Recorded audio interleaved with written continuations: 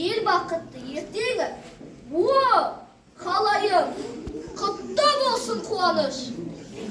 Весь Казахстан, я поздравляю, желаю мира и добра.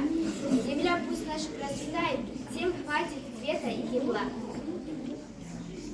Қасиетті Қазақстан мекенім, ақиқаттың алтын бесігі екенсің.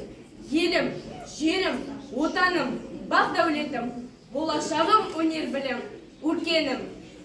И зависим наш Казахстан, ну а значит могут вселенц. Мы одна из успешных стран, ведь в стран свою каждый влюблен. Еркіндігім, қасиетім, қастерлім, өзім ғана